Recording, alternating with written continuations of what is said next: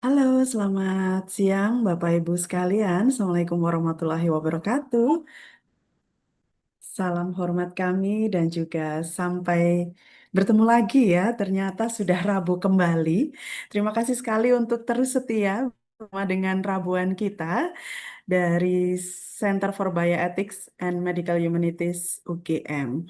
Baik, Bapak Ibu sekalian, pada Rabu kali ini menjadi Rabu yang spesial karena kita kehadiran tamu yang sangat istimewa yang sebentar lagi mungkin akan saya sapa ya, sudah hadir bersama dengan kita.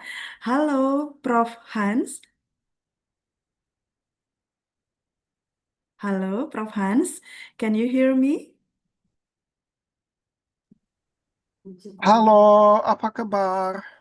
Oh, luar biasa. Ya, Sepertinya ya, kita saya berbincang di dalam sini. bahasa Indonesia ini. Thank you so much for joining in this webinar, Prof. Hans. And it is our pleasure to welcome you to this Rabuan webinar. And this is a weekly academic forum that organized by Center for Bioethics and Medical Humanities, Universitas Gajah Mada. And we are so glad to meet you, even though only with this screen, but we hope that we can meet again because I believe maybe several weeks ago, our staff already met you in a Homesea conference. So thank you so much, Prof. Hans, for being our special guest as a speaker in webinar RABOAN today. So, Prof. Hans, in this Zoom, we also have Prof. Yati and also Prof. Narto. I would like to send a greeting for them because you know he is our Halo, founding. apa kabar? Kabar baik, halo. Mantap. Halo, mantap. Pak Narto ada ini di sebelah sana. Oh yeah, hello Prof. Narto, Prof. Yati. We also have the important person for Center for Bioethics, Romo Kus, Dr. Kus Marianto also join in this Zoom. Hello Romo Kus, maybe you want to Halo, send a greeting. selamat siang Mbak Ririn, Prof. Hans Pol, selamat siang, Selamat siang, saya harap sehat. sehat-sehat Semua ya. sehat. Sehat-sehat. And also, thank you so much, Prof. Hakimi also join in this Zoom. Halo Prof. Hakimi. Good afternoon, selamat siang Prof. Semoga sehat selalu. Terima kasih sekali untuk hadir dalam Zoom ini. Well, Prof. Hans, thank you so much. And I believe, halo Prof. Hakimi. Halo, iya. Terima Halo. kasih Prof. Yeah, Prof. Hakimi also one of our important person in Center for Bioethics, and they join here because they want to discuss directly with you, Prof. and join in this Raboan. And before we continue and start this Raboan, maybe I would like to introduce our special speaker today, but I believe some of you already know him. He's Prof. Hans Pol, a distinguished scholar and also professor in history, sociology, and philosophy of psychiatric and mental health in University of Sydney. So thank you very much. And you also maybe understand that he is the president of Homesea Friends that several weeks ago, Homesea held successfully in Yogyakarta with so many participants, and also we very glad that we are also part of the committee in Oke, Mbak, Homesea pintu nih. Conference. And today, Prof. Hans will share about how the ethical consideration in historical research, because I believe this is very important point, and our participant waiting for your perspective sharing. So, Prof. Hans, please, it's yours to share about ethical consideration in historical research. And I will talk for about 45 minutes, correct? Yes. Okay, great. if you said 20 minutes, I would have to make some changes. Maybe 1 Thank you hour, all it's for okay. calling. That's great. I'm now going to share my screen. Yes. I guess my screen is more informative than my head talking. And yeah, thank you for mentioning that I'm the president of HOMSI. Well, 2 weeks ago, that was all very important because the conference was going on. Right now, that doesn't mean all that much. Well, let me not downplay it. Ethics in historical research. Now, there has been a bit of a debate in Indonesia about history. I will get to that. But I will share first what motivated me to become a historian, and a historian focusing on mental health. This story is partly available on the web already under the title How I Became a Historian of Psychiatry. And the story in brief is, well, I lived next to a mental hospital. My father worked at a mental hospital in the Netherlands, and most of the Western world mental hospitals are today very rare. So this is now a historical experience. The hospital was surrounded by a big park with lots of trees. Nobody went there because they thought that those crazy people are also very scary and very violent. As young boys, we went there, we climbed trees, we built huts, and we bumped into the patients, and many of them were really friendly. For some of them, what I now know are the side effects of the first generation antipsychotics, lots of weight gain and difficulties balancing and trembling. So I got really curious about what's going on here. A bit later, I became aware there was a lot of critique on mental hospitals. I had never seen a lot of bad things, but then I only saw it from the outside. So this made me really curious. To make a long story short, curiosity is, of course, what drives us to do historical research. What I don't discuss in that blog post is that my mother's family lived in the Dutch East Indies, and the whole family left in 1946 because it was clear that this was no longer Dutch territory but became Indonesia, and they felt they had no place there. Nobody mentioned anything during my whole childhood. Silence. There was absolute silence everywhere. Except there were wine puppets on the wall. We had nasi goreng and beras ketan as dessert. So there were all these indications that there was something with Indonesia. But I was not supposed to ask. Now, I think this is with most young people, right? If there is something mysterious, they want to find out. And with my sister together, we tried to find out as much as we could. And for all historians, even non-historians listening today, this was before the internet. This was before Google. Finding out things was much more difficult. You would go to the local library, you would find some books. Later, I could go to the university library, but it took quite some time. We spoke to our family members, and some of them said, yeah, the wartime wasn't great, but we still had a lot of fun. Clearly, this is a person who does not want to remember things. Very important not to prod such a person because probably these experiences are not very pleasant. And I guess an interest in history of mental health, an interest in trauma and how it affects people sums up whatever I have done academically ever since. So this as a background to think about the issues I want to raise today, about archives, about conducting interviews, and I will talk a little bit about a national history in the end. And sorry guys, yes, I am speaking English now, and of course I berbicara bahasa Indonesia hanya sedikit, and if we had 2-3 hours, I would just, try to do that, but maybe not today. So thank you for putting up with a foreign language.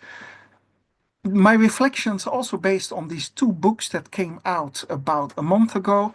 Obat Ilmu dan Kuasa came out with Compass and contains 12 articles and book chapters that had been published in English, and a book about uncovering trauma. That's an edited book that I'm actually quite proud of because we brought a whole group of people together for a workshop. They discussed all the topics.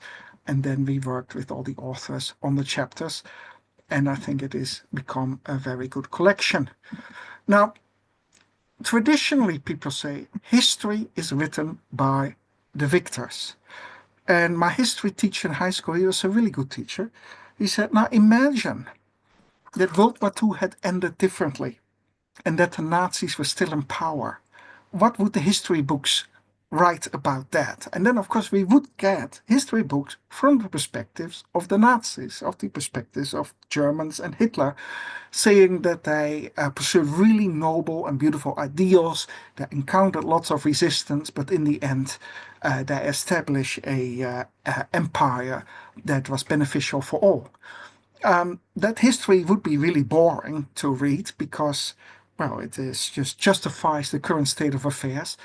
And in what would still be an occupied country, the Netherlands, we would kind of be aware that there are many other things that were not spoken about.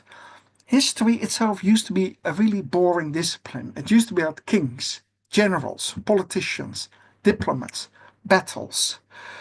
And we call this now the great man or the big man view of history. If you talk about the history of science, you would talk about Newton, Galileo.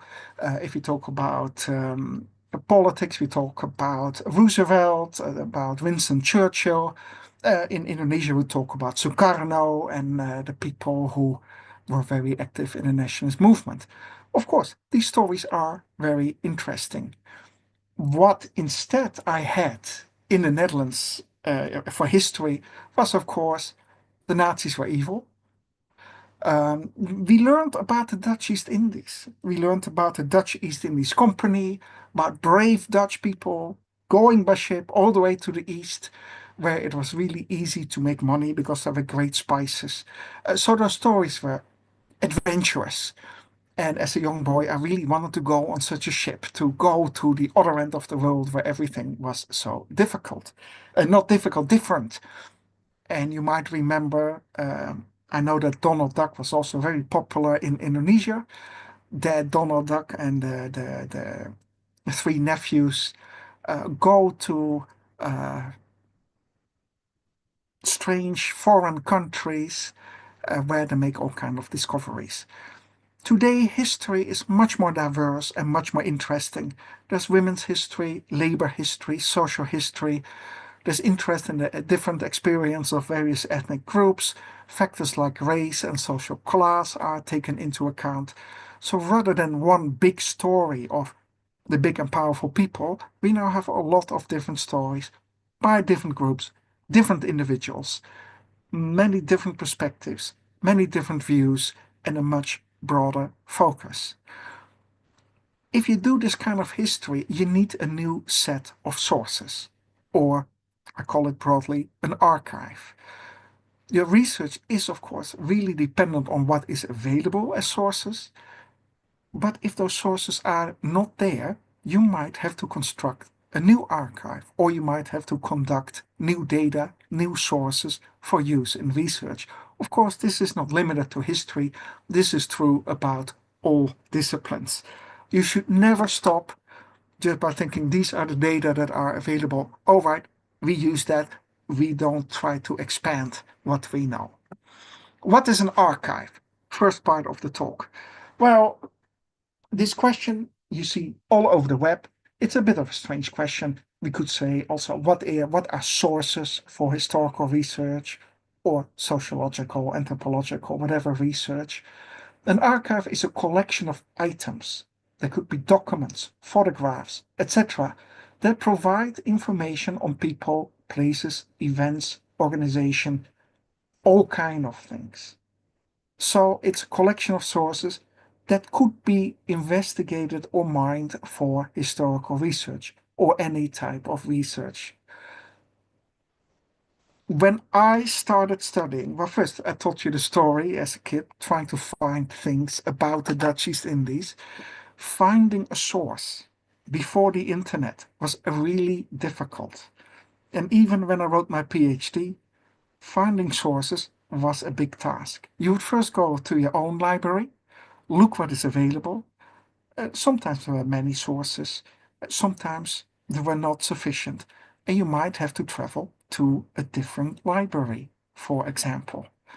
To find an article published in medical journals or in psychological journals. For medicine, we had the Index Medicus. For psychology, gosh, I don't know what it is, but every year 4 very big volumes were published with keywords, references. So if you wanted to find everything about psychology of resistance, you could look at the keyword, write down all the references, and then find all the sources. That was an enormous job. In the past, finding a source was an accomplishment. Today, it's the opposite. Because of the internet, because of Google, because of library databases, we have so many data. And I tell my students what is important is not so much finding sources, but evaluating them. Who said something? For what reason? In what kind of context? Because there's so many sources, they need to be properly evaluated. If we talk about a source, a collection of sources, or an archive, it is very important to ask, who established this archive? For example, the American Psychological Association establishes an archive that is now called PsycLit, that claims to cover all literature in the world in the field of psychology. Well, that's not quite the case. It is very good in English language sources, but Dutch sources are not very well represented. Indonesian sources are not very well represented, but nonetheless, this is a database or an archive established in the United States by American psychologists, and they kind of think that what they do is the most important, so for them it doesn't really matter. From an Indonesian perspective, this matters a great deal. From a Dutch perspective, this matters a great deal. So the question always to ask is, what kind of sources are included, what sources are not included? Because you cannot collect everything, you have to establish criteria of what is in and what is out. And the third question is, of course, how is access and use, how are they controlled? I will discuss this with a couple of examples. First example, the university library. Now, we all know the university library, although I'm really a bit disappointed in my own students because they do not like going to the library anymore. When I started here at the University of Sydney 25 years ago, the library was absolutely impressive. There were thousands and thousands of books. You had to dig your way through. Today, it is so much easier to go on the laptop to the university database, get all the information you need, so you don't need to go anywhere. Libraries have books and journals available, often electronic as well, but for historians, what is interesting is often not yet available on the internet. Current scientific journals, medical journals, historical journals, yes, are all available on the web, but publications from around the turn of the 20th century, they are not all digitized. So there are clear limits to what these databases contain, and it is very important to think about what those limits are. So initially, it seems the library is everything available for your research. There is an enormous amount of sources. This is all really fantastic and beautiful. Everything you need for your research. And of course, most of us associated with universities feel that knowledge should be accessible and available to all. But we know that is not the case, which is very unfortunate. Subscribing to international journals is very expensive to a library. Accessing e-books, e-resources, electronic resources is also very expensive. So the University of Sydney has a bigger budget than Gajah Mada University. So what I can get here at my fingertips is quite different and quite a bit more exhaustive than what is available in Yogyakarta, just for reasons of money. Academic publishing has become a business. And this means that, well, in most Indonesian university libraries, there's still an awful lot available. but there are more limits to that than in, let's say, American top universities like Harvard and Princeton. This means, well, this means quite a lot of trouble, really. This book, Obat Ilmu dan Kuasa, contains 12 articles and book chapters that have already been published in English. All of them I can access through my own university library in electronic form. I do not know if all the chapters are available in English or in Indonesian libraries. Also, Indonesian people prefer reading in their own language. Well, it's hard to blame Indonesians for that. Well, having spent so much time of my life outside of the Netherlands in an English-speaking context, I don't mind reading English, but it takes more effort. That was the main reason to make this book with translations available, so that all this stuff is accessible to Indonesians. And I was very pleased to see that a first newspaper article was published referring to this book. Well, and that's really because the information is more easily accessible. Now, here we see a lot of interesting puzzles arising. For example, in this book, I quote Pramudia Anantatur, who is portraying how Minky, a medical student at the Stovia, the medical school in Batavia, what he thinks after arriving in Batavia, a really modern city with gas lights and a tram that was at that point not electrified yet, but it ran on diesel. He had never seen such a thing. I used in my original article in English the English translation of the Buru Quartet by Pramudia. The translator used that translation and translated it back into Bahasa. When I got the page proofs, I thought, well, better check the original. So I checked Jejak Lanka, and oh yes, this is quite a different story. So in the whole process, I relied mostly on Dutch sources about the Dutch East Indies, which is very easy for me to do. Translated it into English, because that's the language you have to publish in, I have been told. And then it was translated back into Indonesian. This is problem number one in Indonesia. Compared to India, all historical sources about India going back 4 centuries are written in English and several other languages. But all government and official sources in Indonesia were written in Dutch. Why would anyone bother to learn Dutch today? I know there are people in the history department who do, and I think it is really, I'm impressed. It's a difficult language to learn, and unfortunately it's not relevant for anything other than the history of Indonesia, the Dutch East Indies, and maybe for tourism a little bit. In the global world, it's no longer an important language. So I think that for Indonesians, Indonesian history should be available in Indonesian, and that was what I was trying to do with this book. Electronic databases. Well, electronic databases are fantastic. They're just terrific. Historians use this one quite a bit. It's called Delpher. It's a Dutch database with an enormous amount of newspaper articles over the past 400 years, mostly in Dutch. But the colonial Dutch newspapers are included.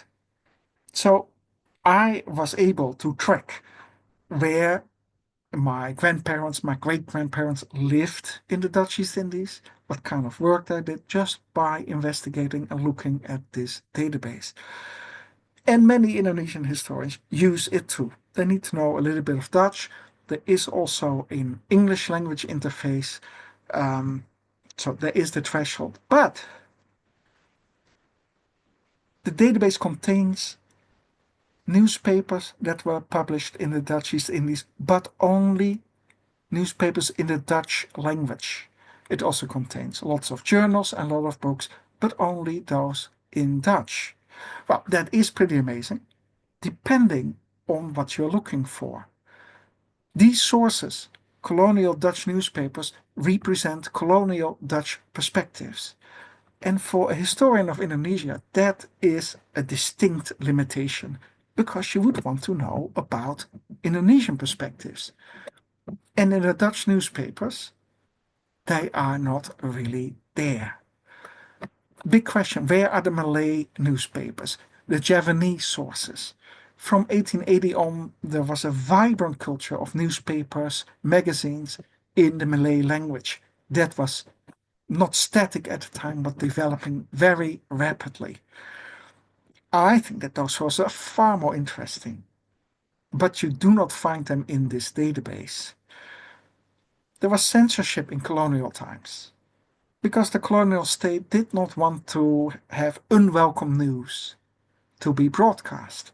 So what you can find are speeches by the Governor General talking about benign colonialism, how Indonesians benefit from Dutch colonialism, from Dutch businesses, from all the beautiful things that Dutch hospitals and Dutch clinics do, etc., etc. If you read these colonial newspapers, you think that the Dutch East Indies was a terrific place to be. Well, we know better by now. Colonialism is exploitative, it's backed up by military and police power, and it thrives on economic exploitation. If you read the colonial newspapers, nothing of the kind. One early nationalist who I really admire, Dr. Ciptomangunkusumo, he wrote really beautiful essays, but you will not find them in this database, even the essays he wrote in Dutch. So that is a distinct limitation. Fortunately, the Perpustakaan Nasional Republik Indonesia has scanned quite a few Malay newspapers. There is still an enormous amount of historical newspapers that have been published in the Dutch East Indies and Indonesia that are fading away, because newspapers are printed on cheap paper. It was supposed to last a week. Some of them are still around, but they're in very poor condition. To look at the vernacular press or the Malay press and the emergence of a modern Indonesian consciousness, read this little book here that I reference, emphasizing the importance of those newspapers. Unfortunately, there is no systematic collection program to scan them and to make them accessible to everybody. And that again, the Delphi database has been supported by enormous amount of money by the Dutch government. The Perpustakaan Nasional is a very beautiful and terrific building that has an enormous amount of sources, but the scanning budget is not quite as impressive. There are a lot of Dutch sources on Indonesian history, but it is absolutely necessary to supplement them with Indonesian sources. Indonesians in the Dutch East Indies did not always leave written records because it could be dangerous. Opposition to the colonial state was inherently dangerous, so a lot of it is gone. But there are still lots of sources there. The only issue is that access to them is not so easy. The UGM library has a lot. There are libraries in Yogyakarta that have an enormous amount of sources. The Sonobudoyo has a great amount of sources still. Step number one, if you think, look, there is something weird, something strange, something is missing, is think we could make additional sources. For example, by conducting interviews. And I see Aga is in the audience, who I've called an urban archaeologist, who is exploring buildings of hospitals that were built in the Dutch East Indies and that now either no longer function or have a different kind of function. And by looking at those buildings or what remains of them, you do get a lot of insight in how these hospitals functioned. Insights you cannot get from reading annual reports or newspaper articles all written in Dutch. So one can call that an archive or an alternative archive that is quite easy to access in Yogyakarta if you go out and look for it. So I think that could be explored more by doing Indonesian history. A third example, It's based on a chapter in the book Obat Ilmu dan Kuasa. This here is a newspaper advertising magazine called Kesehatan, published in Batavia in 1931. It in itself is quite interesting. You can see there, if I go with my mouse, I'm not sure if you can see that. These look like images from Greek or Roman mythology. Here are also some images that are very Western, like the skull, the snake, etc. We can clearly see it is published by Chinese Indonesians who are running a shop called Probitas, which was a pharmacy. In an article, I didn't put the reference there, but it's in the book, so buy the book and read it. I argue that to look at health behaviors, how did people deal with disease, with pain in colonial times? Very few people would go to doctors because doctors in private practice were very expensive. Indonesians didn't trust European or Dutch doctors very much, and often it could take a day or 2 or 3 to travel to see a doctor. So most people relied on these advertising magazines with ideas about how can you deal with the most common of disorders. And I'm showing you here some advertisements. Anggur Kepala Naga. You can see this fellow here. There's no muscles left. He's about to faint. But I think his mom or a female caregiver is lifting him up while the brave doctor is pouring some dragon head wine into this person.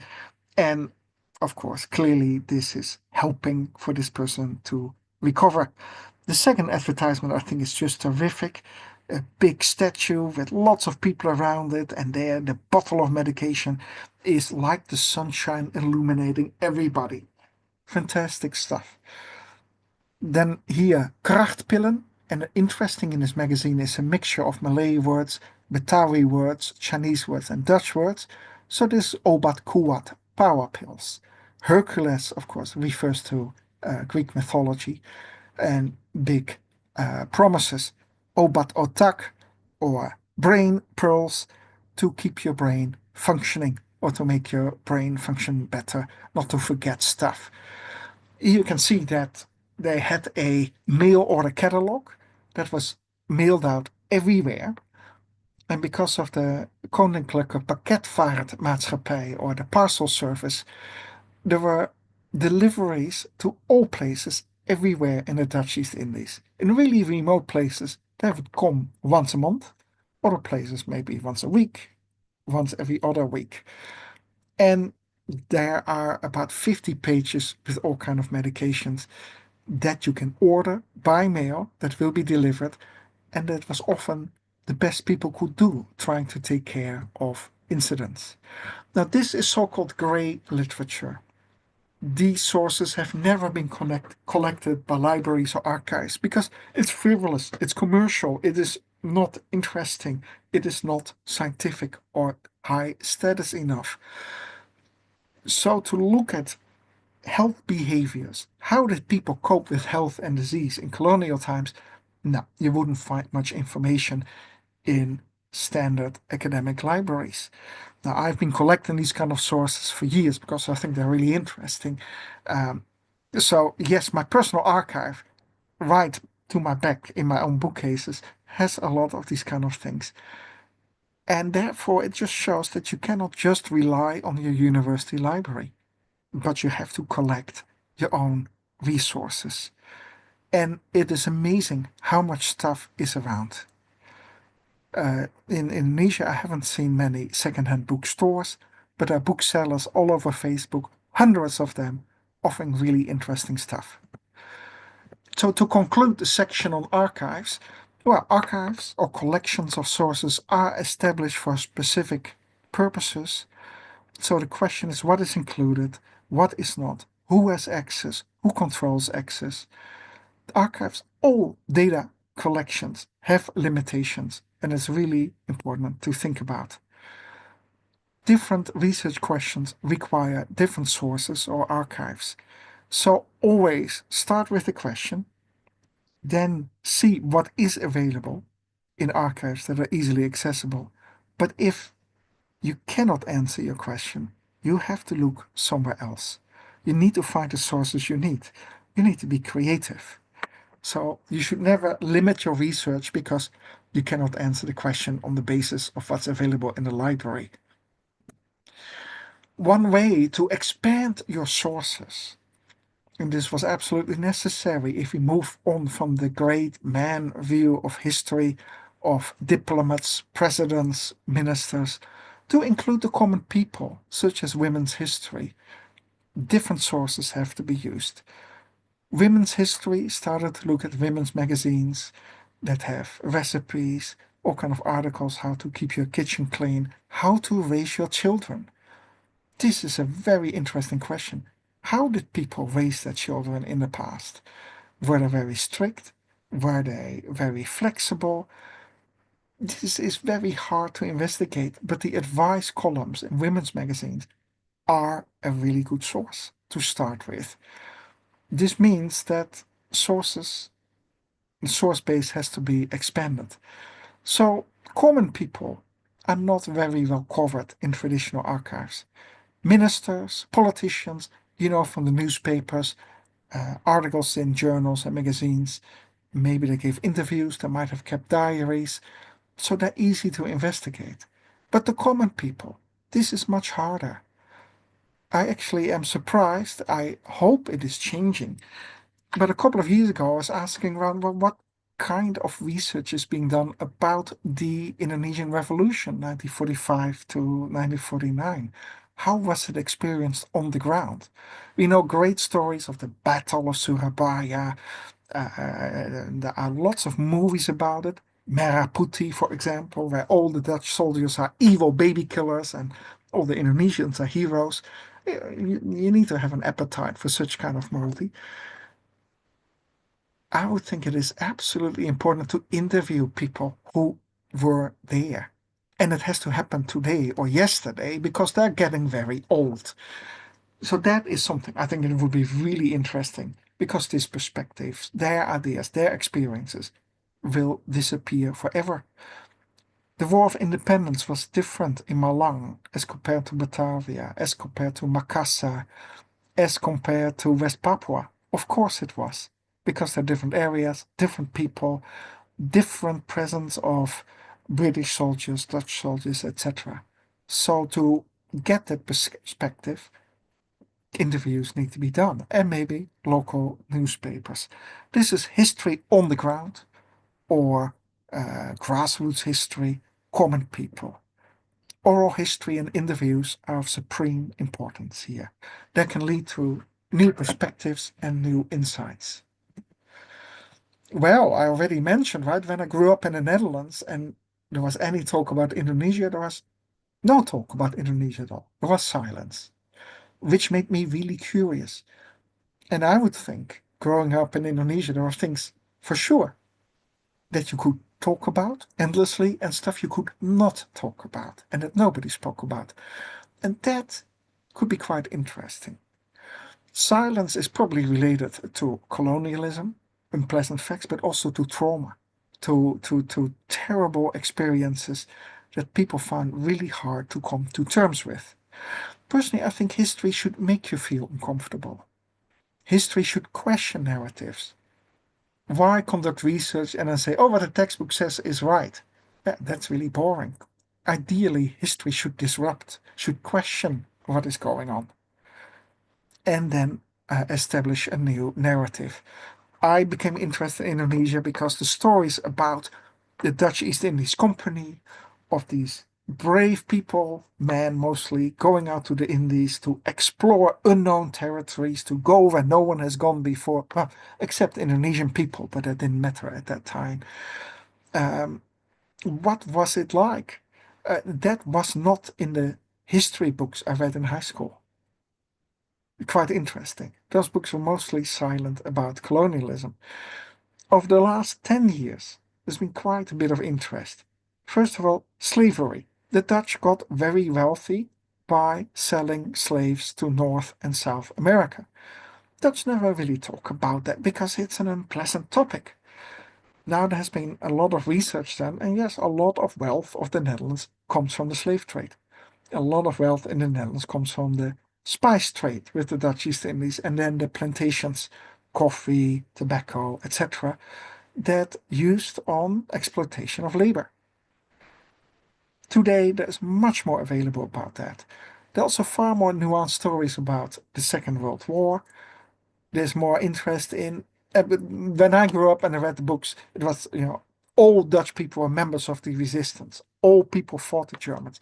Well, that's not quite the case, and there's quite a bit of informed scholarship that people in positions of power had very difficult ethical dilemmas because they had to collaborate or cooperate with the German occupation forces, but the question was to which extent they were willing to do so. Those questions, of course, are also there with the Japanese occupation and Dutch people and Indonesian people. Those are very difficult and often painful things to investigate. Well, maybe that is a reason it should be done. Trouble with silence and conducting oral history is that people do not want to talk about it. It is often full of shame or just very painful experience of losing loved ones, of losing your position in society, being reduced to poverty. This is true in Indonesia about 1965, 1998, and then lots of ethnic conflict that came after that. I think these stories need to be told, but sometimes people do not want to talk. So this is a dilemma. It is important we remember this, but you cannot force people to talk, because if they don't want to talk, it's basically a survival mechanism that they repress those memories because they want to get on with everyday life. So this requires quite a bit of sensitivity, and we can learn this from psychologists, clinical psychologists. Prof. Yayi is a psychologist, and it is very good that she's the head of the Bioethics Center. How to do oral history? First of all, find out everything there is to know. Because if you interview people who have experienced 1998, it's just not right if you ask them, oh, can you tell me what happened? What happened at Trisakti University? Can you tell me about that? No, that's wrong. This is easily accessible. You should know this. Then it's a real skill to listen, to ask open questions. For example, don't say, did you enjoy high school? Yes or no? But say, can you tell me about your high school? And if people start talking, you ask follow-up questions. Can you tell me a bit more about that?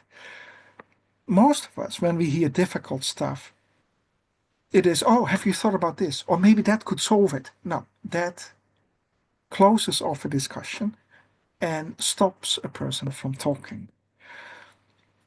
When I first came to Indonesia 20 years ago, I interviewed many very old physicians who still spoke Dutch. And when I interviewed them in Dutch, they were delighted. Also, their memories.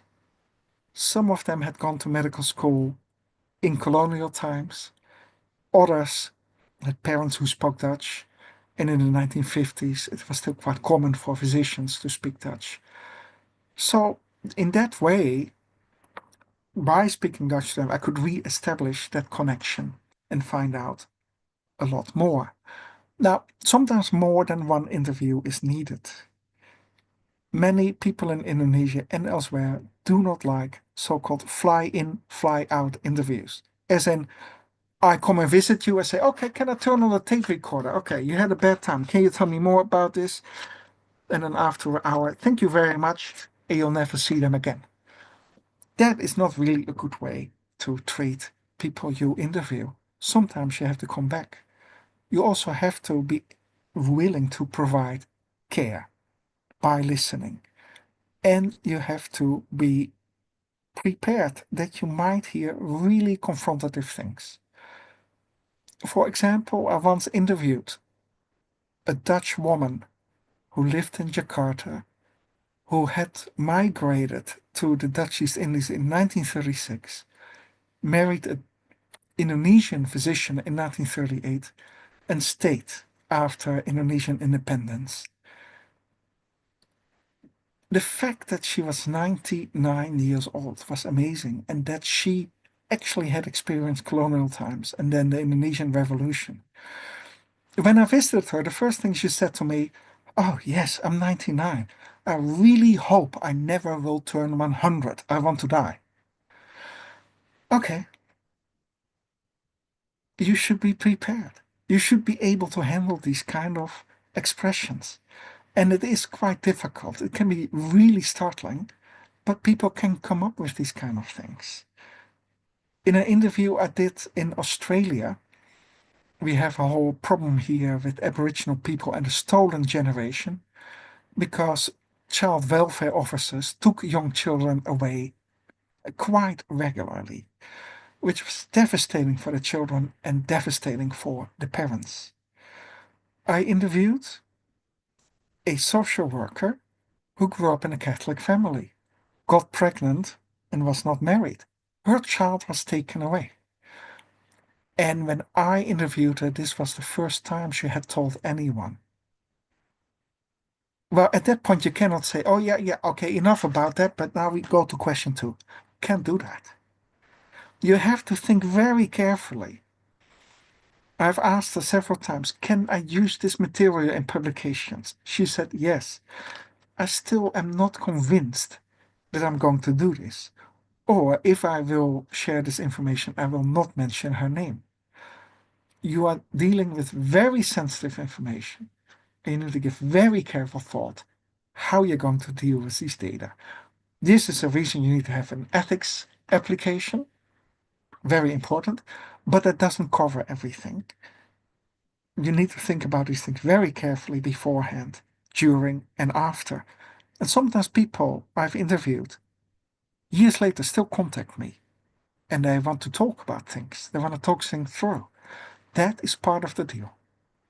You cannot just say, sorry, that the research project is over. I've moved on to other things.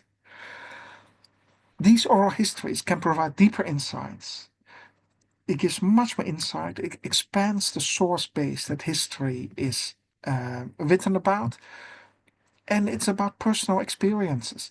How was the Indonesian Revolution like for people working on farms around Blora, for example, or Maluku, or Kupang? We really don't know. It will be quite interesting to see all these experiences. Not just the revolution, 65, for the longest time, a topic one could not talk about in Indonesia. Fortunately, that has changed. But there's still a lot of resistance about discussing that in the open. Same with 1998. National histories. Well, I mentioned this in the beginning, right? In my high school, yes, this was what we learned about the Dutch East Indies Company, right? These beautiful ships that with sails and wind power went to the other end of the world. It was all very exotic. It was all very adventurous. And of course, the people in Indonesia, natives, we don't use that word anymore because it implies that these people are really grateful for what we are doing. They're also not very smart, but we will bring civilization to them. Now, those ideas are quite interesting as a colonial ideology, but don't serve very well as describing what was going on. About World War II, I mentioned lots of evil Germans and evil Japanese. I guess with many Indonesians, don't have a distinct fondness for Japanese people during World War II. So that at least Dutch and Indonesians can share. There has been an Indonesian national history under Suharto, Sejarah Nasional Indonesia. The big editor was Noto Sutanto Nugroho, who was both a historian, a minister, I think, of education, and a high military officer. This history, I think, must have turned a lot of people away from history, because the book, in a way, is really boring. It's a history of heroes and villains, of good guys and bad guys. And of course, the Dutch were often bad, the Indonesians were generally good, except a few people, well. But these histories are notable for what is left out. This history served the Suharto regime, and it would assume, well, everything that the opposition to Suharto is not covered, 65 is not covered. And also it assumed that all Indonesians, from the moment they were born, wanted independence from the Netherlands. Diversity is downplayed, and it's very traditional.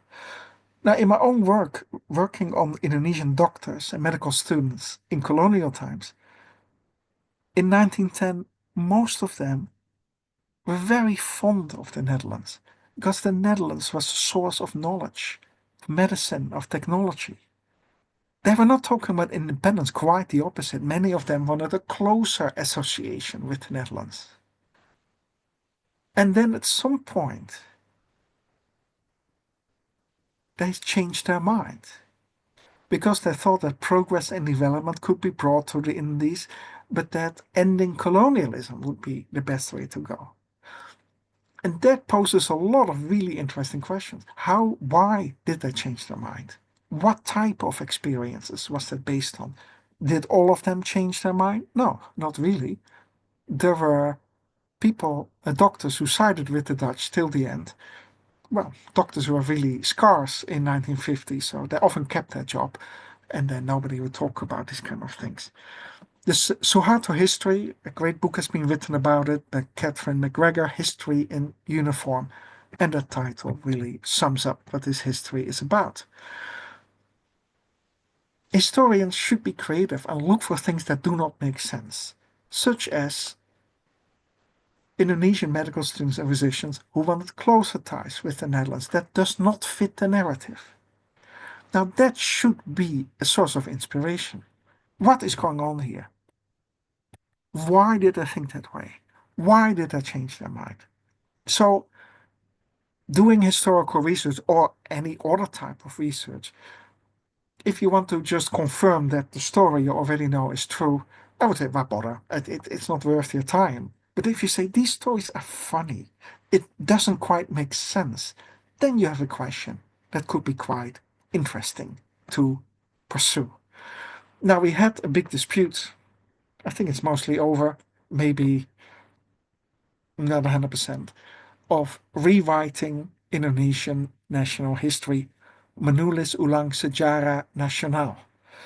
It's written by historians and civil servants who are very close to those in power, many of them associated with the University of Indonesia, less so with Gajah Mada, although I do not know the details, but go over to the history department and ask them. Question is, of course, what is included and what is left out? What are the counter voices? The voices of people that do not quite fit that bigger narrative. At UGM there was a really amazing, I think the very best historian Indonesia ever had, Sartono Kartodirjo, about the peasants' rebellion in Banten in 1888. A study of the common people who in 1888 said, the Dutch colonial government, we hate what they're doing and we are rebelling. It's a prime example of work that is original, that gives attention to the common people, and that breaks with the standard narrative. And Gajah Mada used to be quite independent from the official voices coming out of Jakarta. I'm not completely up to date what's happening today, but it is still known as quite a good history department. And of course, you should never make comparisons, but yeah, I think it's better than the one at the University of Indonesia. If I'm wrong, I would love to be disproven. So June, July, this fellow here to the right said, oh yes, this new history should be with a positive tone. Yes, because in high school, if you read it, you should feel proud to be Indonesian and be happy to contribute to Indonesia's national product. Then this fellow here said, oh, in May 1998, just before Suharto resigned, there were massive riots in Jakarta, also in Jogja, in Medan, several other places, where quite a few people were killed. Chinese Indonesian businesses were looted and burned down, and lots of Chinese Indonesian women were raped. And it appeared that this was done quite systematically. This was not just crowds getting angry. This was organized stuff. and there's lots of evidence to prove that. But Fadli-san said, it's just rumors, not fact. Now that's strange. It is quite strange in the first place. Why, all right, most Indonesians agree in 1965, yeah, up to 1 million people could have been killed. Some people say it is justified because the communists were destroying the country. Other people say, well, that's not quite the case, but the fact that a lot of people were killed, people agree. The fact that lots of businesses were looted and burned down, that there was enormous property damage in 1998, yeah, people agree. For some reason, the rapes of Chinese Indonesian women has been officially recognized, but was very difficult for most people. When it happened in 1998, most people were hardly familiar with sexual violence. People couldn't believe that this would happen. So these things are quite difficult, and also to point to someone or some people or an institution that was responsible became a very vexed issue. But the fact, just to say, it didn't happen, it was just rumors, well, that is really not acceptable. And it is absolutely striking. If you do a Google search on this, you see references in the press everywhere, hundreds, that all say, what is he thinking? Is this cleaning up history? Bercy totaal? Is this, tone positive? I want to emphasize, or Tempo magazine here emphasizing, it's just, okay. We don't like that part of history. Let's rip out the pages. This is not acceptable. But stories and all these debates were quite informed, talking about what is a fact, what is historical fact. If you want to disprove or deny something happened, how do you go about this? Or on the other hand, if you want to prove something happened, how do you go about it? Now, just as the Dutch national histories I discussed before, it's not very hard for Indonesians to say that they're very limited. That Indonesian National History project, it's not too hard to see that it is fairly limited. You can also ask yourself, what should high school students know about the terrible things in Indonesia's past? Okay. History. Historians like to say, we base ourselves on historical data. It's neutral, it's objective. Well, that's not untrue, but histories are often informed by perspectives, orientations, political convictions, ethical considerations. Historical views, it's always potentially contested. Always someone can say is, yes, some data, they have there that they were not correct, or your interpretation is incorrect. So for a historian, ethically, it's extremely important to get your factual base right. That is very important. But then in addition, it's also important to think about which perspective am I embracing? Whose history am I telling? Why write history in the first place? So to conclude this talk about ethics, archives and interviews, where does one stand as a historian in relation to power? What is our relationship to the people in power, who determine so much of the way we talk about and think about things? How is our relationship with people who are marginalized, repressed, and not heard? And here is a very interesting parallel with medical ethics.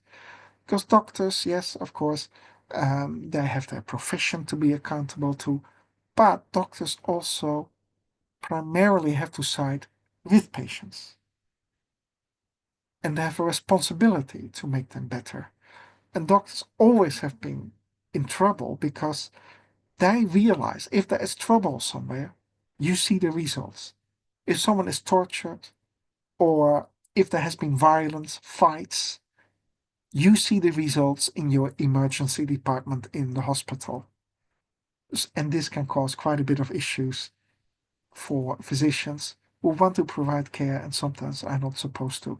We see these conflicts in Gaza, for example, where hospitals are being bombed, where physicians have a very difficult time providing care because supplies are not there. So it is really important to think about what are the official histories, what are the official accounts provided in newspapers, by the television news, by the politicians, and what are the counter histories? Histories that does not belong to the victors, histories that people talk about who are not powerful, but are marginalized or just simply poor. So interesting in history is to focus on puzzles, on stories that are strange, that do not fit in, but also to focus on the silences. The biggest challenge today is people forgetting, people individually and people as a nation. Most people, young people, were not born in 98. Most people in Indonesia were not born in 1965. I was born in 1964. Yeah, I was 1 year old, so yeah, it passed me by. If these stories are not held into consciousness and told to the next generation, we forget. And that is potentially very dangerous. One goal of history, to look from an ethical and a psychological perspective, is coming to terms with the past as individuals, but also on a national level. The past is not yet the past. The past is still with us. So what about today? And it becomes even more difficult to talk about the future. And in a way, we all want to do that, and we all should do that. Thank you very much for your attention. Okay, thank you very much, Prof. Hans Paul. It's very interesting because maybe it's also a new things for us to learn about history, and it is very important point that Yep. we have to see the past and we have to learn more about history. And I think I'm curious, maybe you have a deeper understanding about history in Indonesia than us, because you really understand about what happened in Indonesia. It's very amazing. Well, and talk about maybe we talk about a specific case like medical history, like what you explore about Homsea. It's also tell about medical history. I also believe that it is very important for us to learn about learning from the past, and maybe for past mistakes or maybe for ethical failures that happen, and we can do more. We will have, like you said, that we will have a new perspective, new insight to develop better things in this area. So we learn from past, we learn from history, and it is very important for us. Okay, so I will invite other participants to maybe discuss directly with Prof. Hans Paul. Maybe there participant who want to ask or maybe share. And I also remember Romokus also mentioned about some story in the past, what happened, the past experimental about the research that in the past, and they also do some mistakes, some failures, something like they didn't use informed consent, or maybe they also ignore with a moral or maybe scientific standard. It's also happened in the past, and we also can learn and see about that if we talk about ethical consent, something like that. So maybe Romokus or maybe Absolutely. And people can ask the questions in Indonesian. oh Most yeah, of the yeah, questions sure. I will understand. If I don't, then but Dewi will help me out. Yes, sir, I will. Bapak Ibu, jika ingin bertanya ataupun sharing dalam bahasa Indonesia juga boleh sekali. Ya, kita akan menampung pertanyaan dan kita akan berdiskusi langsung bersama dengan Hans Paul. I think Romokus will share some things important. Please, Romo. Okay, thank you. First of all, I have to thank you, Prof. Hans Paul, because this exposition is very excellent. And I have to confess that I know better Western history of research rather than in Indonesia. So that is my understanding about history in Indonesia is very much limited, very much. So this afternoon I learned very much about this, and certainly, the thing that also for me struck is that Indonesia is a little bit different. The struggle with the other, what I mean is with the Western history of the, it's different struggle. And because usually in the West, they are talking about all about informed consent and start from Nuremberg Code, etc. And then finally, also the last thing that make us very with the Tuskegee syphilis studies, etc. So I know better this history rather than in my own country. It is very strange for me. Yeah? But once again, I just want to express my gratitude for Prof. Hans Paul because it makes me aware that no, look at this. I'm not even know anything about my country and myself. No? So once again, thank you very much. So I just want to express this gratitude. Thank you very much. Thank you very much. Medical ethics and the history of medical ethics is a fascinating area. When I started to do my historical research, informed consent, I mean, nobody thought about it. Yes, of course, doctors have to do this, but historians, they just interview. I think it is progress that we say clearly to people we interview, the interviewer will cover these kind of topics. I always say to the people I interview, if you want to say something off the record, say this is off the record and it will be deleted later on, never be used. I think this is very good. Interestingly, about the Nuremberg Code for medical ethics, medicine didn't change. Yeah. American doctors said the Nuremberg Code, that is for the Germans. And it took until Tuskegee that people in the United States, okay, really, we have a few problems, a few issues.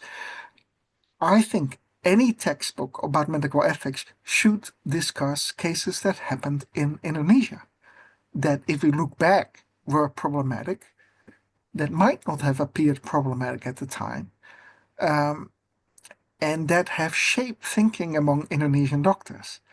It's very true. The victors write history. Yes, the Americans write history. American forces have been very important in formulating bioethics. Bioethics is very much based on the perspective of the autonomous individual. Yes, exactly. Well, this is not how Indonesians think. They think about communities, and everybody is related to everybody. So to talk about an abstract individual who has obligations, capacities, who as a person should give consent, it's really a very abstract view that should be adapted to an Indonesian or a Chinese or Japanese context, looking for local examples. As a kid, I played cowboys and Indians. I think Indonesian kids also played cowboys and Indians. Why? Because there were no cowboys in Indonesia and no Indians either. And not in the Netherlands at all. And we played because of the movies coming out of the United States, because of the boys' books coming out of the United States. It's fascinating to think about these things. Okay. May I continue our discussion? Yeah. Yes, please. It's so that in the Western society, it is about everything is about freedom and autonomy. Yes. Yes. Despite in Indonesia, especially in the Asian society, it is not something like this. And we still making research in Center for Bioethics and Medical Humanities, now almost finished. We are making research about otonomi kekerabatan. What does that mean? Otonomi kekerabatan in which those who sign the informed consent usually it's not only the patient but also family, father, mother, even somebody else with this. There is nothing connection with the anyone. The interesting thing that we have. One day I asked a medical student in the 3 years in Gajah Mada University, and I asked her, if you're sick, who will decide and sign the informed consent? He said, my mother. It's not the student itself. Exactly. Yeah. Interesting, because he is the student, a medical student, and he is old enough. I mean, really he is capable of doing this, but no, they don't. So there is one thing that is very interesting. Maybe sometime Prof. Hanspol can deepen this situation because it is very much different, very much different. If in the West, they are always talking about the autonomy, about the freedom, etc. No, we are not something like this. Yeah, it is once again. We hope that we will finish our research in almost finish. Now we are just writing for the publication, and I hope that it will open up the world that we are in Indonesia, especially, but also in Asia, we think different way. We think in different way, exactly this way. So it is very interesting. Maybe sometime we will discuss further about this. Thank you very much. Yeah. Thank you Romo. very much. There is I think something we really need more ironic. to discuss. Yeah. Yeah. Sometimes I get questions about, can you tell us about decolonizing Indonesian psychology? And then I say, why are you asking a white person, a Dutch person, how to decolonize Indonesian psychology? I mean, you have a lot of brains in Indonesia, and lots of people who have given thought to these issues. Yeah. So, and this is also in the Netherlands. When I studied history and psychology, everybody looked at textbooks. Everything came from the United States. Strange. So, yes, I think call it decolonization, but maybe like people everywhere in this world, Indonesian first of all, have a lot of brains and a lot of thinking about these issues. So it's not wrong to be inspired by things from the United States or from wherever, but then some local thinking needs to happen. What are we going to do with it here? Yes, okay. Thank you, Prof. Hans and Romokus. And I think when we learn about history, we also it cannot spirited to social and also cultural context, right, Prof? So we also learn more about social and cultural context and learn about the change of belief, the change of practice, and dimension of perspective people in the past and also now. So we will have like we can do like a reflexivity, then we will have to have a critical thinking to know more. Say it's very interesting, the first word silence, something like that. So we have to explore more about that kind of silence, and we have to find what happened in that situation, something like that. It's very interesting. Or Okay. discuss bioethics with wayang puppets or stories from the Ramayana. Why not? They raise very deep ethical issues. There are That's so why they're so many interesting. value ya, Prof ya. Baik, Bapak Ibu, mungkin saya mengundang satu lagi mungkin partisipan yang dapat bergabung untuk bisa diskusi secara langsung bersama dengan Prof Hans. Silakan Bapak Ibu mungkin bisa resen. Oh ya, Dr. Isman. Halo. Halo. Ya, oke, silakan, Dok. Selamat siang. Selamat siang. Halo, Prof. Hans Bos. Saya coba untuk bertanya pakai bahasa Indonesia supaya bisa dipahami secara lebih jelas oleh teman-teman semua. Yang pertama,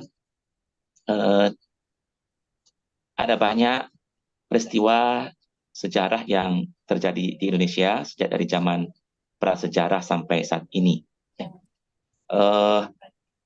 Bagaimana kita sebagai pembaca atau yang membaca sebuah tulisan sejarah itu memastikan bahwa tulisan yang ditulis oleh seorang sejarawan itu, oleh seorang historian itu betul-betul disampaikan secara jujur, objektif, secara etikal. Bagaimana kita memastikan bahwa tulisan itu betul-betul dilaksanakan secara kaidah etik. Terus yang kedua, bagaimana seorang sejarawan itu mempertimbangkan aspek etik dalam sebuah penulisan sejarah. Misalnya tadi dikatakan sejarah itu kan dilihat dari perspektifnya, ada perspektif pemerintah, ada perspektif masyarakat. Nah, bagaimana seorang sejarawan itu menempatkan aspek etik dalam dua konteks yang berbeda tadi. Demikian, terima kasih. Assalamualaikum warahmatullahi wabarakatuh. Waalaikumsalam warahmatullahi wabarakatuh. Okay, Prof. Hans, can you catch up the questions? Yeah, I think you're advocating an ethical perspective in writing history because we have perspectives of government, people, groups, etc. Am I Yeah, getting for that the right? yes, for the first question, Dr. Isman asked about how we as a reader make sure that the kind of books, history, the other thing, based on the ethical standard, and also how the historian have to write down based on the ethic aspect. Well, So that's what a about very your good perspective? question. Yes, it's all books or articles about history will tell you the story that this was written from the highest ethical objectives, right? But sometimes this is not the case. And it is often not an issue of deception or malpractice.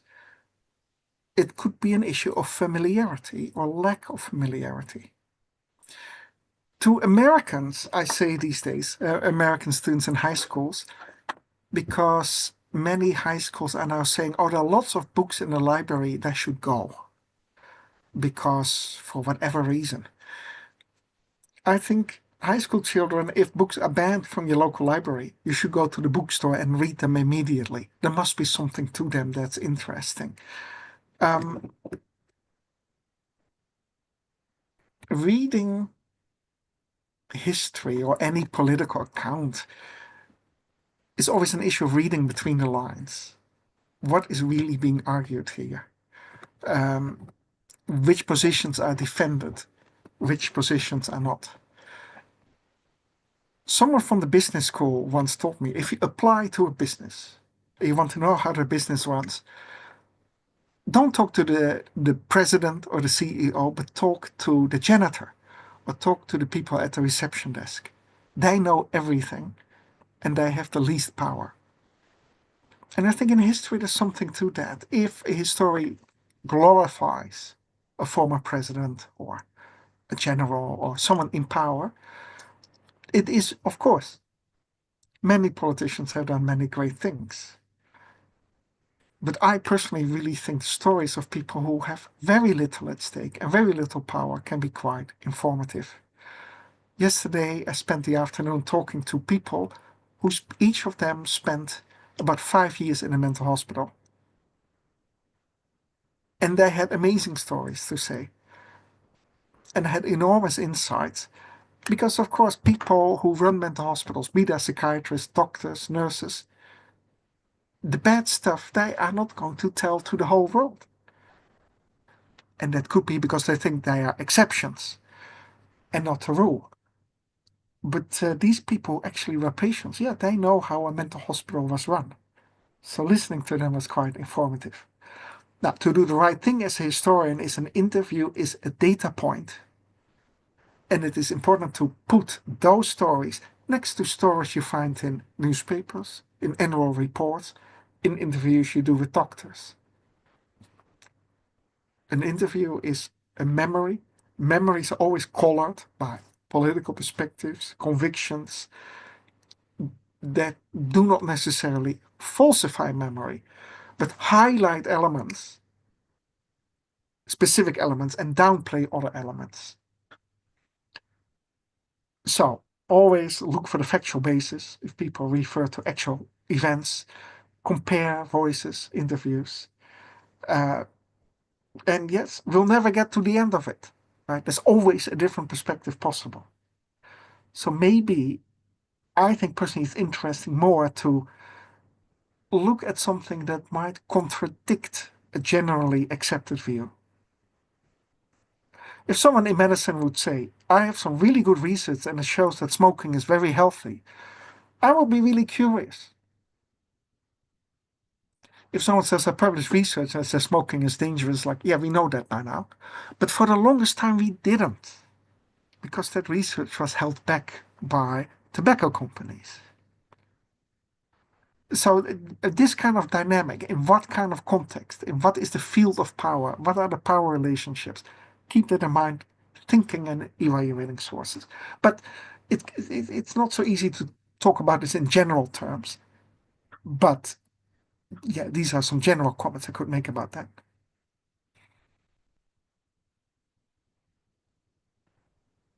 Okay, Prof. So maybe it's kind of it's depend on our position, what kind of contact and what kind of Yes. the situation have to see from the other perspective. Maybe we have different information, different right things that we have to come up and write down in our research or our paper or something like that.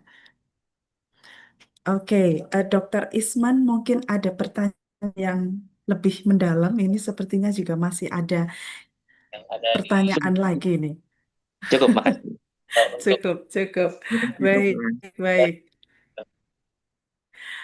Ya, baik, Bapak Ibu sekalian. May I please? Oh, baik. Mungkin ini terakhir, Bon, karena ini spesial. Actually, we already finished this section, but we have we still have one participant who want to ask. So maybe we will give opportunity for her, ya, Prof. Silakan Bu Mira Wardani untuk bisa membuka mic, bisa bertanya secara langsung. Okay, can you hear me, please? Can you hear me? Yes. Yes. Okay. Thank you, Professor Hans Pos. I think your presentation is amazing because you gave to the audience different perspective in history. I mean, the history not always the position of the dominant perspective, but also actually history have a multi-dimension perspective. So my question is, what is the dominant perspective of the history of medicine in Indonesia so far? Because it is very silly of me because I almost never heard the history of medicine or whatever. I mean that have relation with medical things that took the research from the grassroots level. I mean, in the field of knowledge or political of knowledge, the history of medicine that I always knew from my senior high school times is almost always from the elite class. It is very rare from the grassroots level. I mean, like did by Professor Sartono Kartorirejo. So that is my question. Thank you. You're entirely correct. Traditional histories of medicine say we have Vesalius, we have Pasteur, we have Robert Koch, like the heroes, the innovators, the inventors. I am not going to argue they're not important. Of course, they had a decisive influence. In history in general, we've had a lot of social history, the common people. History of nursing has become quite important over the past 10, 20 years. Nurses have a very different perspective, and I think they have a very valuable perspective, because doctors are very busy. They see a patient once or twice. If a patient is in hospital, maybe once a day for 5 minutes. Nurses know a lot more. It is quite interesting to talk to nurses. How is a hospital being run? Then there is, of course, the history of medicine, as they say, from below, from the patient's perspective. What is it like to enter a hospital? What is it like to enter a hospital if you have general insurance, meaning long lines, waiting, lots of bureaucracy? If you go to a private hospital, if you can afford it, probably the food is nicer. How are physicians treating you? 20, 30 years ago, doctor knows best. So you're not supposed to question what the doctor tells you. Younger doctors today explain to patients, we think you have this type of disease. We have several options that we could follow. We cannot say with certainty. So those kind of doctor-patient interaction, but also the experience of specific forms of disease. In the history of psychiatry, that has been quite prominent. What is it like to suffer from schizophrenia in Australia, in Indonesia? If you are a wealthy person in Jakarta, if you are a poor person in Tulung Agung, very different. Of course, these stories can be quite heartbreaking. So if the CEO of a hospital talks about, okay, we were able to break even, we didn't have too many incidents, that's great.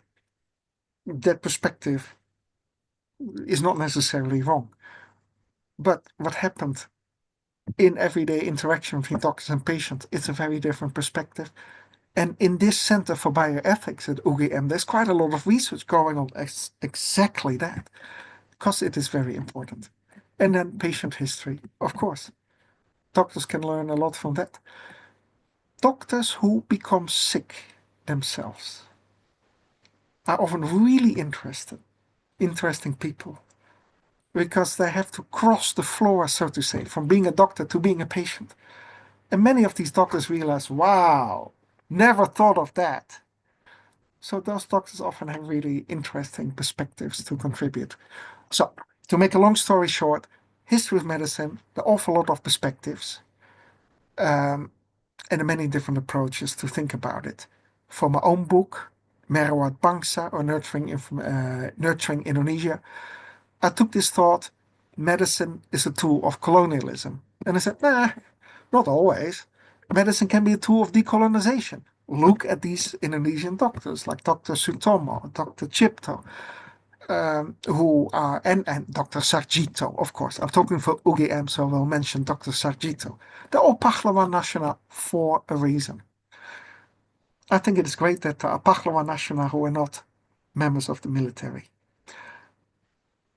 So, yeah, that was my attempt to do something different in the history of colonial medicine, because traditionally that was all about European and American researchers going to places in Southeast Asia, making phenomenal discoveries and making life better for everybody.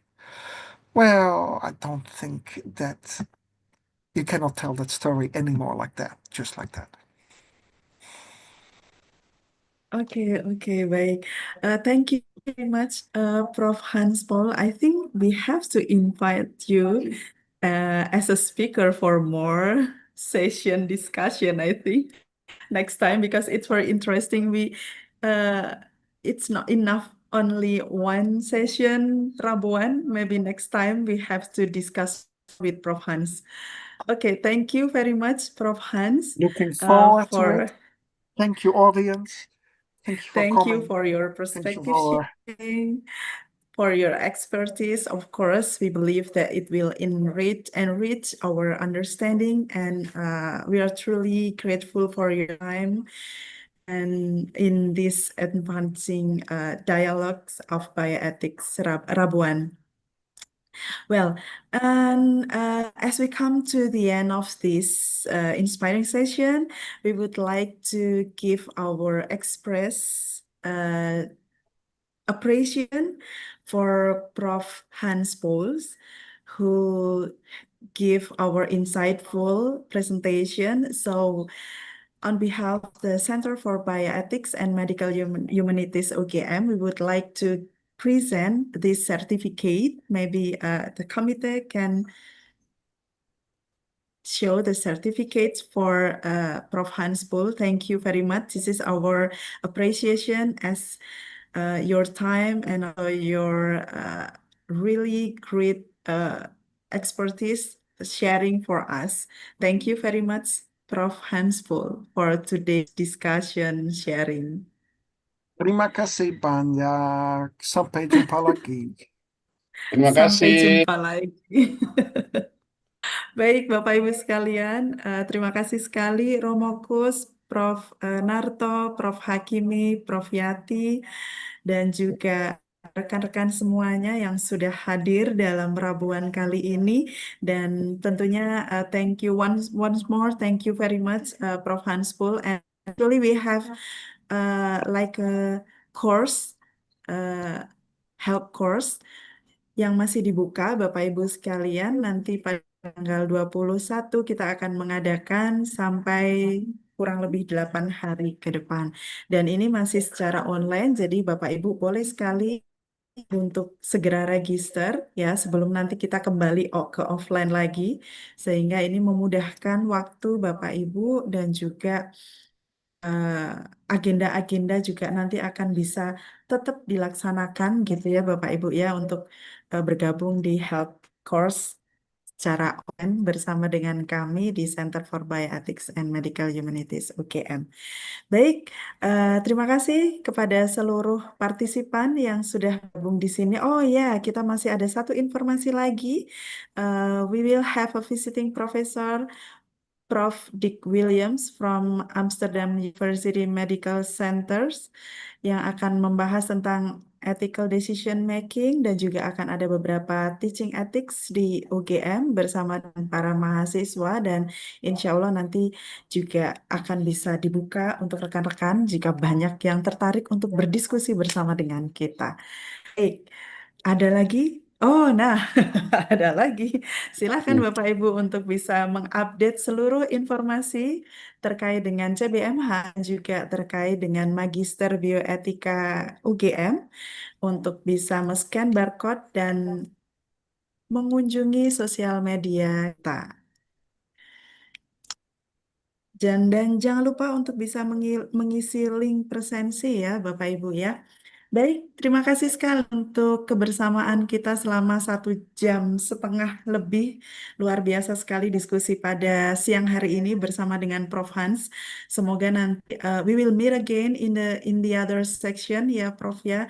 And of course this is not only the first but there will be the second, third and other section with you to discuss and explore more about medical history with Prof. Hans.